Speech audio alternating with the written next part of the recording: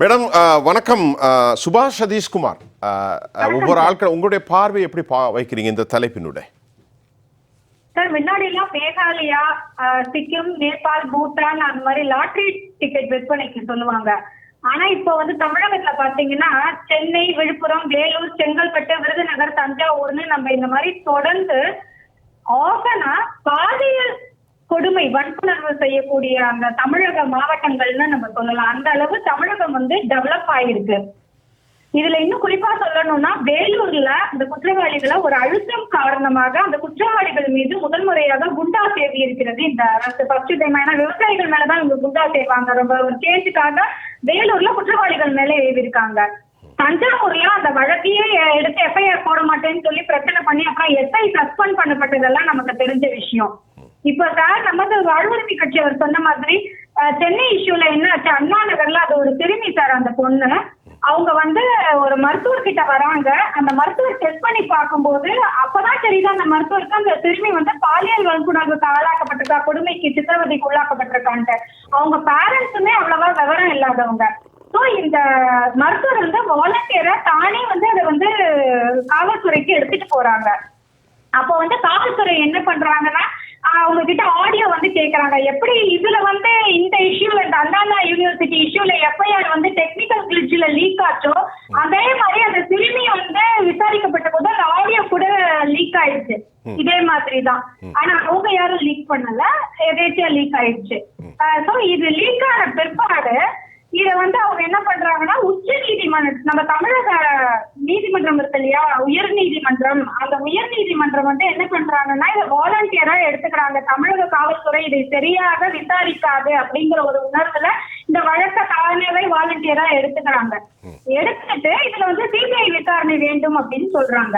உடனே தமிழக அரசு என்ன பண்றாங்க, இது மேல சிபிஐ விசாரணை பண்ணக்கூடாது அப்படின்னு உச்ச நீதிமன்றத்துல தாக்கல் செய்யறாங்க, அப்பீல் பண்றாங்க. யார் காசு எடுத்து யாருக்கு அப்பீல் பண்றது? உங்க வீட்டு காசா? தமிழக மக்களோட வரிப்பணம். ஒரு பாதிக்கப்பட்டது ஒரு சிறுமி. ஒரு சிறுமிக்கு நேர்ந்த கொடுமைக்கு கூட நம்மளால நின்று நியாயம் வழங்க முடியலன்னா யாரை காப்பாற்றுவதற்காக உச்ச நீதிமன்றத்தின் கதவுகளை தட்டுகிறது தமிழக அரசு? இந்த கொஸ்டின் ரொம்ப யதார்த்தமா நமக்கே வருது. ஹைகோர்ட் என்ன சொல்றாங்கன்னா, இது சிபிஐ விசாரிச்சாங்கன்னா 5 வருஷம் ஆகும். So we have to form a SIT, அதாவது ஸ்பெஷல் இன்வெஸ்டிகேஷன் டீம், சிறப்பு புலனாய்வு துறை நம்ம ஃபார்ம் பண்ணுவோம். அதன் மூலமாக இதற்கு ஒரு தீர்வு காண வேண்டும் அப்படின்னு சொல்றாங்க. இதுக்கு அகைன்ஸ்டா தமிழக அரசு சார்பா ஆஜரான வக்கீல் அவரோட ஃபீஸ் எல்லாம் கேட்டா நமக்கு தலை சுத்துது சார். சோ இந்த மாதிரி நிறைய விஷயங்கள் இருக்க எனக்கு ரொம்ப ஷாக்கிங்கா இருந்தது என்னன்னா, இப்போ இந்த குற்றவாளியா குற்றம் சாட்டப்பட்ட நபர் ஆல்ரெடி அண்ணா பல்கலைக்கழகத்துல, அண்ணா யூனிவர்சிட்டியில லைப்ரரியில ஏதோ ஒரு நூல் காணாம போன அந்த ஒரு கேஸ்ல பெட்டி கேஸ்ல இவர் மேல ஒரு இஷ்யூஸ் இருந்திருக்கு. இது இல்லாம சென்னை காஞ்சிபுரத்துல ஒரு பிரச்சனையும் அவர் மேல இருக்கு. அவர் மேல குற்ற வழக்குகளே கிட்டத்தட்ட 20க்கும் மேற்பட்டு இருக்கு. ரொம்ப ஷாக்கிங்கா, என்னடா விமன்ஸ்க்காக வாய்ஸ் கொடுக்குற பொலிட்டீஷியன்ஸ்லாம் இந்த வாய்ஸே கொடுக்கலையே அப்படின்னு நான் ரொம்ப ஆச்சரியமா பார்க்கும்போது, தூத்துக்குடி எம்பி கனிமொழி அவர்கள் கிட்ட கேக்குறாங்க, இது மாதிரி இது தப்பு இல்லையா, இதுக்கு தமிழக அரசு தன்னுடைய கடமையை செய்யும் அப்படின்னு சொன்னதோட அவங்க நிறுத்தி இருந்தா பரவாயில்ல. அடுத்த ஒரு பாயிண்ட் சொன்னாங்க, அது ரொம்ப பெரிய ஹைலைட். என்ன தெரியுமா சொன்னாங்க, இந்த ஞானசேகரன் என்பவர் அதிமுக ஆட்சியிலேயே ஒரு கோல்டு செயின் ஸ்நாச்சிங்ல பண்ணி பாலியல் வன்புணர்வோட கோல்டு செயின் ஸ்நாச். ஆனா அத அப்போதைய அதிமுக அரசு என்ன மாதிரி எடுத்துட்டாங்கன்னா, வெறும் செயின் ஸ்நாச்சுங்கிற மாதிரி க்ளோஸ் பண்ணிட்டாங்க. அப்போதைய அதிமுக அரசு சரியாக செயல்பட்டிருந்தால் இன்று இந்த அண்ணா யூனிவர்சிட்டியில், அண்ணா பல்கலைக்கழகத்தில் இந்த சம்பவம் நடைபெற்றிருக்காது. என்ன ஷாக்கு! நாங்களும் அதேதான் சொல்றோம். நிறைய அரசு அதிகாரிகள் கரெக்டா செயல்பட்டு இருந்தாங்கன்னா நிறைய விஷயங்கள் தவிர்க்கப்பட்டிருக்கும். சதீஷ், சுபாமா, உங்களுடைய நிறைவு கருத்து சுருக்கமா. சார், மாண்புமிகு கல்வியாளர் அவர் டிரான்ஸ்போர்ட் கார்பரேஷனை பத்தி சொன்னாரு. சார், நாங்க என்ன சொல்றோம்னா, டிரான்ஸ்போர்ட் கார்பரேஷன் ஒரு தடவை பஸ் ஆக்சிடென்ட் ஆகலாம், 2 வாட்டி பஸ் ஆக்சிடென்ட் ஆகலாம். ஆனா ஒரே மாசத்துல 3, 4, 5 வாட்டி பஸ் ஆக்சிடென்ட் ஆச்சுன்னா அந்த டிரான்ஸ்போர்ட் கார்பரேஷன்ல உள்ள என்ன நடக்குது, அந்த சிஸ்டம்ல என்ன ப்ராப்ளம்ங்கிறத கண்டுபிடிக்க வேண்டியது உங்க கடமைன்னு தான் நாங்க சொல்றோம். அதுக்கு நாங்க பொறுப்பு இல்ல, நீங்க தான் பொறுப்பு. எப்பவுமே போற போக்குல ஏதாவது ஒன்றை சொல்லி அது குற்றச்சாட்டை வைத்து விட்டு அதுக்கு மற்றவர்கள் ஆதாரம் கொடுக்க சொல்றதுதான் ஆளுங்கட்சியோட அவர்களோட போக்காக இருக்கிறது. அப்படியே அவர்கள் ஆதாரத்தோடு யார் மீதாவது குற்றம் சாட்டினால் ஆதாரம் போதல்ல அப்படின்னு சொல்லி மடைமாற்றுவது உங்க வழக்கமாக மாறிவிட்டது. பாலியல் வன்கொடுமை குற்றம் சாட்டப்பட்டவர் திமுகவில் அதிகாரப்பூர்வமான நாளிதழான முரசொலியில் இடம்பெற்றிருந்தார் அப்படிங்கிற ஆதாரத்தை ஏற்கனவே கொடுத்தாச்சு. அமைச்சரோடு நீங்க போட்டோ எடுத்தாங்கிறதுக்காக யார் வேணா வருவாங்க, யார் வேணா போவாங்கன்னா இப்ப சென்சார் புயல் சமயத்துல அவர் போய் பார்த்த இடத்துல எல்லாம் இருப்பதாக ஒரு போட்டோ வந்து ஊடகங்கள்ல வைரலாகி கொண்டு வருகிறது. நீங்க எவ்வளவு ஆதாரங்கள் கொடுத்தாலும் அதை தாண்டி தாண்டி தாண்டி ஒண்ணு கேட்கும் போது அதுதான் இன்னைக்கு நீதிமன்றம் ரொம்ப கரெக்டா கேட்டிருக்காங்க. வழக்கறிஞர் ராமமூர்த்தி சார் சொன்ன மாதிரி பிரையர் டெசிஷனை ஒரு ஆணையர் போஸ்ட்ல இருக்கக்கூடிய ஒருவர் சொல்லிவிட்டார் என்றால் அவர்களுக்கு பின்னாடி வரும் விசாரணை செய்ய வரும் அதிகாரிகள் அந்த ஒரே ஒரு குற்றவாளின்னு நினைச்சு அந்த கேஸ கடந்து எடுத்துட்டு போவாங்களா, இல்லைன்னா அவங்க என்ன கண்டுபிடிக்கிறாங்களோ அதை உங்களுக்கு சொல்லுவாங்களாங்கிறதுதான் கேட்கிறாங்க. அடுத்ததாக 25 லட்சம் இழப்பீடு கொடுக்க சொல்லியிருக்காங்க, இடைக்கால இழப்பீடு. கல்வி கட்டணம் வாங்கக்கூடாதுன்னு சொல்லியிருக்காங்க.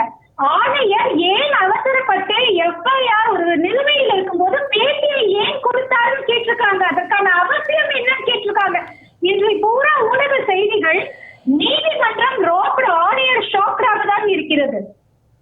ஆணையர் அதுக்காக கொடுக்க வேண்டிய அவசியம் என்ன? அப்ப அவர் வந்து ஒரு விஷயத்தை நீங்க கிளாரிஃபை பண்றீங்கிறதுக்காக கொடுத்துருந்தீங்கன்னா அதுல கூட பிரச்சனை கிடையாது. இங்க நிறைய பேர் வந்து எஃப்ஐஆர் வந்து தப்பா போட்டதுன்னு பேசுறாங்க, அதுக்காக நான் கொடுக்க வரேன்னு சொல்றாரு பாத்தீங்களா. அந்த இடத்துலதான் எங்களுக்கு கூட கொஞ்சம் கொஸ்டின் மார்க்கா இருக்கு. அதே மாதிரி சிறப்பு புலனாய்வுத்துறை 2 விஷயத்துக்கு அமைக்கணும்னு சொல்லியிருக்காங்க. இந்த குற்றவாளிகள் கரெக்டா நடக்குதான்னு ஒண்ணும் எஃப்ஐஆர் எப்படி லீக் ஆச்சுங்கிறதுக்காகவும் அமைக்க சொல்லியிருக்காங்க. எனக்கு இதுல ரொம்ப ஷாக்கிங்கா இருக்கிறது என்னன்னா சார், இந்த கலைத்துறையினரை பார்த்ததான் இங்க எல்லாருமே திடீர் போராளிகளாக அப்படியே வந்து டக்கு டக்கு டக்கு டக்குன்னு பேசுவாங்க. எண்ணெயில போட்ட கடுகாட்டு ஏறி குதிப்பாங்க. பாத்தீங்கன்னா 2015 வெள்ளம் பாத்தீங்கன்னா எப்படி வெள்ளம் வந்துருச்சு பாத்தீங்கன்னா ஆட்டோ கொஞ்சம் ஒரு நாள் முடிஞ்ச வெள்ளத்துக்கே அப்படி குதிச்சாங்க.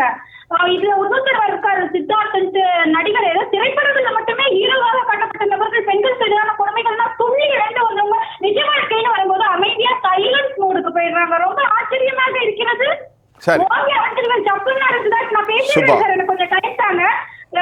சித்தார்த்துக்கு பேசினாரு இல்ல சார், ஒரே நிமிஷம். ஆனா இன்னைக்கு அவர் எங்க இருக்காரு? சத்யராஜ் பெண்ணுரிமைக்காக பெரியாரிசனுக்காக பேசுபவர்கள் எங்க இருக்கீங்க நீங்கெல்லாம்? சத்யராஜ், சிவகுமார், சூர்யா எல்லாரும் எங்க போனீங்க? திமுக ஆட்சியினுடைய கண்ட்ரோல்ல இருக்காங்கம்மா. கோவல் சகாயம் ஐபிஎஸ் எல்லாரும் எங்க போயிருக்கீங்க? ஒரு மாசம் பேச முடியலையா? பெண்களுக்கு எதிராக கொடுமைகள் நடக்கப்படும் போது சிறுபான்மையிற்கு நாங்க தான், ஒடுக்கப்பட்டவர்களுக்கு நாங்க தான் தூக்கி வந்துறீங்க. எங்க நீங்க? ஓகேமா. சமுதாய சட்டத்துல பேசும் சமத்துவக்கணி நீங்க எங்க? சுபா, இந்த மாதிரி கேட்கறதுக்கு நிறைய சுபா உங்களுடைய உங்களுக்கு இதுக்கு மேல் கவலைப்படாதீங்கம்மா. உங்க பின்னாடி நமது உரிமை காக்கும் கட்சி நிக்குதுமா, கவலையே படாதீங்க. 50% பெண் உரிமைக்கு கேட்டு ஜெயலலிதா அம்மையாரிடம் கோரிக்கை வைத்து வெற்றி பெற்ற ஒரு கட்சி, ஒரு வெற்றி பெற்ற ஒரு இயக்கம்மா. சரி, பெண்களுக்கான பாதுகாப்பை ஒரு முறைக்கு இருமுறை உறுதி செய்ய வேண்டிய ஓகே.